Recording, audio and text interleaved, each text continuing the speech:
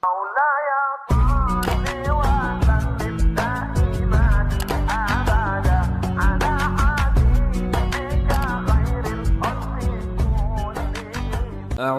بالله من الشيطان الرجيم بسم الله الرحمن الرحيم. Dan ada riwayat lain masih di nomor yang sama. Kita baca dulu semua riwayatnya. Nomor 77 ini dari juga riwayat Bukhari. Ibnu Abbas juga meriwayatkan, beliau berkata, "Kana akhiru qauli Ibrahim alaihi salam hina ulqiya finnar hasbunallah wa ni'mal wakil." Akhir kata-kata Nabi Ibrahim AS saat dilemparkan ke dalam api ialah, cukuplah Allah menjadi penolong kami dan Allah adalah sebaik-baik pelindung. Surah Al-Imran 173. Kalimat ini kalimat penolong di saat seseorang muslim dalam keadaan genting, dalam keadaan sulit. Bahkan seseorang kalau bisa mengamalkan dalam setiap ucapannya ini, baik itu masalah kecil atau masalah besar, dia mengatakan hasbunallah wa ni'mal wakil. Kata para ulama, Allah pasti akan tutupi permasalahannya itu. Dan Ibnu Abbas radhiyallahu anhu menyebutkan di sini tentang masalah Ibrahim alaihissalam mengucapkan pada saat dilempar di api untuk menjelaskan, ketahuilah kalau Ibrahim alaihissalam selamat justru karena kalimat ini. Api berkobar, dilempar ke dalamnya dan selamat justru karena kalimat hasbunallah wa ni'mal wakil. Ada yang fitnah Bapak Ibu sekalian, hasbunallah wa ni'mal wakil. Ada yang ganggu, hasbunallah wa ni'mal wakil. Selalu kita ucapkan, Allah akan jadi pelindung bagi dia, ya. Kita pasti akan ditolong dan kita akan dilindungi. Dan kasus Nabi Muhammad SAW disebutkan dalam hadis ini, dan Nabi Muhammad SAW ucapkan pada saat orang-orang berkata kepada beliau. Jadi ini ahli tafsir mengatakan ini terjadi pada saat kasus Hamrat Asad, peperangan Hamrat Asad. Jadi di perang Uhud Nabi SAW muslimin sempat terkalahkan dan luka-luka semua badannya. Ini pernah saya ceritakan kisahnya. Tidak ada satupun sahabat termasuk Nabi SAW kecuali luka. Dan minimal mereka punya 3 luka di badannya. Sabetan pedang, tombak, luka semuanya. Sampai ada sahabat gak bisa lagi jalan, tinggal dipikul lalu dimasukkan ke dalam rumahnya. Itu terjadi di tahun 3 Hijriah di hari Sabtu. Pas sudah selesai perang terjadi habis duha, kemudian selesai peperangan menjelang asar. Sudah sore, orang-orang musyrik sudah pulang. Nabi SAW pulang bersama muslimin. Jenazah-jenazah dikuburin syuhada Uhud, kemudian pulang ke Madinah. Waktu tiba di Madinah, tiba waktu sholat maghrib dan isya, Nabi SAW imami sholat, sedikit sekali sahabat yang hadir. Karena mayoritasnya luka di perang.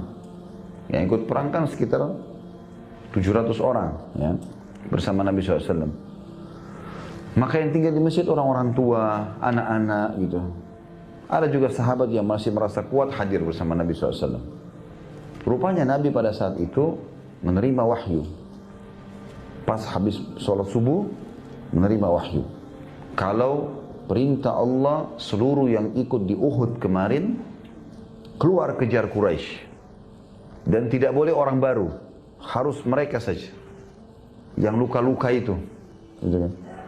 Ini luar biasa nih kisahnya. Sampai-sampai kita bisa bayangkan kalau kena pisau dapur saja tangan kita, ya, dan berdarah itu sudah sakit luar biasa. Atau mungkin kena apalah ya, kakinya kena paku misalnya.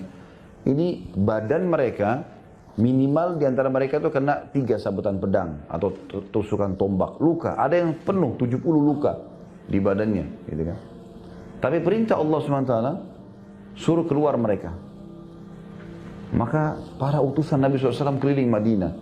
Wahai yang hadir di Uhud kemarin, dan bukan selain kalian, tidak boleh orang baru, bukan orang yang sehat, yang sakit-sakit itu kemarin. Semuanya kalian diperintahkan oleh Allah, wahyu telah turun kepada Nabi SAW untuk menyerang Quraisy. Uniknya pada saat itu, semua sahabat yang tadinya luka-luka ini bangkit, bangun. Ada yang jalan merangkak, ada yang dipikul sama temannya, ada yang dibantu oleh anak-anaknya dinaikkan di atas kuda. Pokoknya mereka jalan semua. Sampai ada dua anak muda, seluruh kepalanya sampai kakinya luka, adik kakak umur 16-15 tahun dua-duanya. Mereka tergeletak, ibunya lagi rawat. Lewat depan rumah mereka, utusan Nabi SAW. Hai yang sudah ikut di Uhud kemarin, muslimin. Rasulullah SAW dari wahyu menyuruh kalian menyerang Quraisy. Dan Nabi SAW menunggu sekarang di pintu gerbang Madinah. Maka si kakak bilang sama adiknya, bagaimana bisa kita tetap di ranjang sini sementara utusan Rasulullah SAW sudah memanggil kita? Adiknya bilang, bagaimana caranya kita pergi? Bergerak dari ranjang aja nggak bisa. Kata kakaknya, saya seret kamu beberapa langkah, kamu seret saya beberapa langkah. Harus kita pergi. Lalu mereka saling seret-seret berdua dalam kondisi luka. Sampai orang yang lihat menyaksikan nangis semua pada saat itu. Kejadian luar biasa ini. Pasukan Nabi SAW berkumpul di pintu gerbang Madinah, semuanya luka. Dalam kondisi kesakitan. Ya, mereka masih ada yang ditampal dengan daun-daun badannya. Lalu Nabi SAW melihat mereka, lalu mengatakan, bergeraklah. Bergerak, jalan. Bukan pasukan baru ini. Rupanya, orang-orang munafik di Madinah mengirim informasi kepada Quraisy. Quraisy masih istirahat di satu tempat namanya Hamrat Asad. Lokasi. Ya, kalau Hamrat Asad ini terjemahnya sebenarnya singa merah ya. Itu makna, itu nama sebuah gunung di sana. Yang gunung itu kelihatannya bentuknya mirip singa dan warnanya kemerah-merahan. Itu sebagian hadis sejarah mengatakan. Sebagian lagi mengatakan memang di situ diberikan nama saja Hamrat Asad. Ya. Maka orang-orang Quraisy bingung. Mereka lalu bertanya kepada orang-orang munafik yang datang bawa informasi. Yang Muhammad bawa ini, pasukan baru atau pasukan kemarin? Kata mereka yang kemarin, dalam kondisi luka-luka. Gitu. Jadi bukan orang baru untuk berperang. Ternyata itu malah melemahkan Quraisy. Karena mereka mengatakan, bagaimana bisa orang yang luka-luka mau berperang? Berarti mereka betul-betul mau mati. Ini bahaya, bisa dendam. Daripada kita menghadapi mereka, lebih baik kita pulang ke Mekah bawa berita kemenangan. Lalu mereka mengutus beberapa orang menuju ke pasukan Nabi SAW untuk menakut-nakuti. Datanglah beberapa orang ke pasukan Nabi SAW lalu mengatakan, hai Muhammad, dari jauh, hai muslimin, kalian mau melawan lagi? Kemarin kan sudah kalah. Gitu kan? Dan itu terjadi hari Ahadnya. Karena Nabi SAW keluar hari Ahad pagi. Quraisy juga sudah bergerak meninggalkan Hamrat Asad. Janganlah kalian melawan. Karena pasukan Quraisy 2.000 lebih. Pasukannya kan 3.000 orang. Ada korban beberapa orang. 2.900 pasukan Quraisy masih ada. Mereka sudah kuat dan mereka akan menyerang kalian. Supaya takut itu.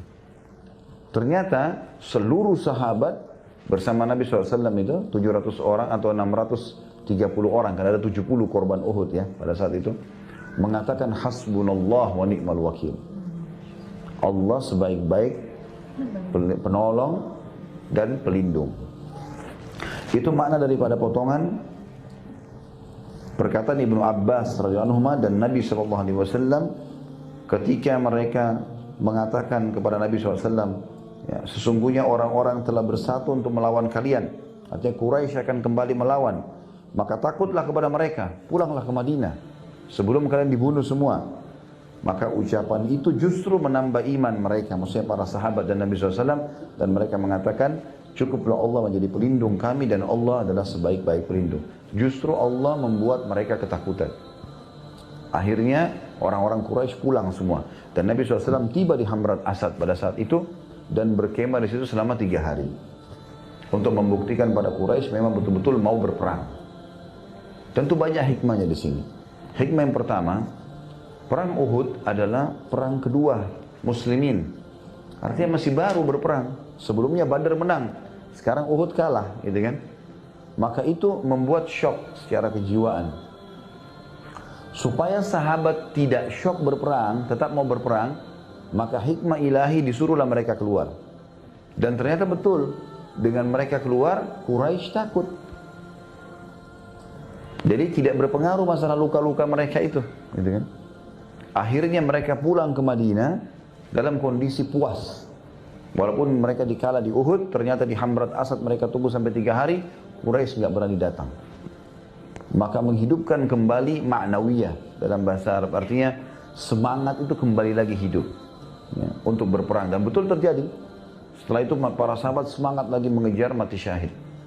Yang kedua, hikmahnya adalah untuk membuktikan kepada para sahabat, kalaupun kalian sampai berperang dalam kondisi kalian luka-luka, tetap Allah akan berikan kemenangan pada saat itu. Kalau seandainya Quraisy kembali menghadapi muslimin di Hamrat Asad, maka Allah akan memastikan kemenangan walaupun mereka luka-luka, dan akan terjadi korban yang besar pada Quraisy.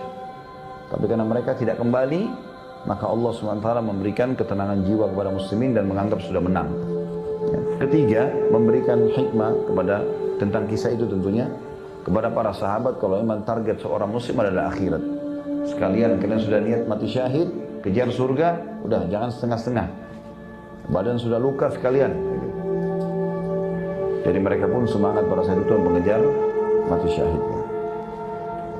Jadi kalimat ini Bapak Ibu sekalian gunakan dalam setiap keadaan. Hasbunallah wa ni'mal wakil. Hasbunallah wa ni'mal wakil. Selalu kita ucapkan. Apa saja kita merasa tidak nyaman, hasbunallah wa ni'mal wakil. Keinginan belum terpenuhi, ya, niat-niat belum tersampaikan, kaki belum sampai ke tujuan, ya, tangan belum sampai menjama, hal itu adalah hal-hal yang merupakan hak kita dan keinginan yang baik, maka hasbunallah wa ni'mal wakil.